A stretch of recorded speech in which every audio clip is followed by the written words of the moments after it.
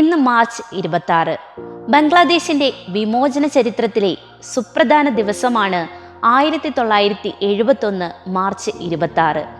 India വിഭജനത്തിന് ശേഷം ബംഗ്ലാദേശ് പാകിസ്ഥാന്റെ ഭാഗമായി മാറി. കിഴക്കൻ പാകിസ്ഥാൻ എന്നാണ് ആദ്യകാലങ്ങളിൽ ഈ പ്രദേശം അറിയപ്പെട്ടിരുന്നത്.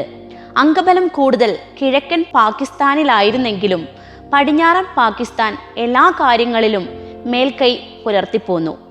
ജനങ്ങളിൽ 54% പേർ സംസാരിക്കുന്ന ബംഗാളിക്ക് രണ്ടാം ദേശീയ ഭാഷയെന്ന പദവി പോലും നൽകാതെ പടിഞ്ഞാറുള്ളവരുടെ ഉറുദു അടിച്ചേൽപ്പിച്ചതും 1970 പാക് പാർലമെന്റിലേക്ക് നടത്തിയ തെരഞ്ഞെടുപ്പിൽ ഭൂരിപക്ഷം നേടിയ കിഴക്കൻ പാകിസ്ഥാൻ പാർട്ടിയായ അവാമി ലീഗിന്റെ നേതാവ് ഷെയ്ഖ് മുജിബുർ റഹ്മാനെ പ്രധാനമന്ത്രിയാക്കാൻ ജനറൽ യഹ്യ ഖാൻ വിസമ്മതിച്ചതും പ്രതിഷേധങ്ങൾക്ക് കാരണമായി.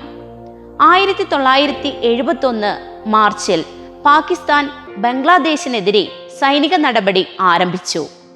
നയതന്ത്ര ഇടപെടലുകൾ ഫലം കാണാത്തതിനാൽ ഇന്ത്യ സൈനികമായി ഇടപെട്ട് പാകിസ്ഥാനെ തോൽപ്പിക്കുകയും മാർച്ച് 26 ബംഗ്ലാദേശ് വിമോചിതമാവുകയും ചെയ്തു.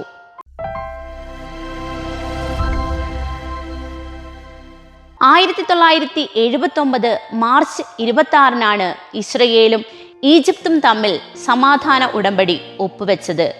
1948 മുതൽ 4 യുദ്ധങ്ങളിൽ ഏർപ്പെട്ടതിനു ശേഷമാണ് ഈ ഉടമ്പടിയിലേക്ക് ഇരു രാജ്യങ്ങളും എത്തിയത്. വൈറ്റ് ഹൗസിൽ വെച്ച് നടന്ന ചടങ്ങിന് അന്നത്തെ അമേരിക്കൻ പ്രസിഡന്റ് ജിമ്മി കാർട്ടറാണ് അധ്യക്ഷനായത്. ഈജിപ്ഷ്യൻ പ്രസിഡന്റ് അൻവർ സാദത്തും ഇസ്രയേലി പ്രധാനമന്ത്രി മെനാക്കം ബേഗനുമാണ് ഉടമ്പടിയിൽ ഒപ്പുവെച്ചത്.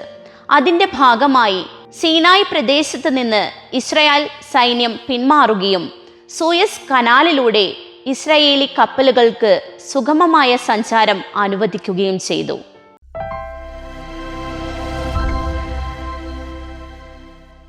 1997 മാർച്ച് 26 കുപ്രസിദ്ധമായ ഹെവൻസ് ഗേറ്റ് ആത്മഹത്യ നടന്നത്.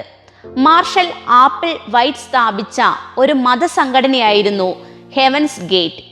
1997 ഹാലിബോബ് ധൂമകേതു ഭൂമിക്ക് സമീപത്തു കൂടി സഞ്ചരിക്കുന്ന ചിത്രങ്ങൾ പത്രങ്ങളിൽ വന്നപ്പോൾ ഹെവൻസ് ഗേറ്റിന്റെ സഹസ്ഥാപകനായ അന്തരിച്ച തൻ്റെ സുഹൃത്ത് അന്യഗ്രഹ വാഹനവുമായി വരികയാണെന്നും അനുയായികളോട് ലോകം വിട്ടുപോകാൻ ഒരുങ്ങണമെന്നും അയാൾ ആവശ്യപ്പെട്ടു. അങ്ങനെ ആപ്പിൾ വൈറ്റ് നിശ്ചയിച്ച സമയത്ത് അവരുടെ താമസ സ്ഥലമായ കാലിഫോർണിയയിലെ സാൻ ഡിയേഗോയിലെ ബംഗ്ലാവിൽ വെച്ച് 39 പേർ ആത്മഹത്യ ചെയ്തു. ചുവന്ന തുണി കൊണ്ട് മൂടിക്കിടന്ന നിലയിലായിരുന്നു മാർഷലിന്റെയും അനുയായികളുടെയും ജഡങ്ങൾ.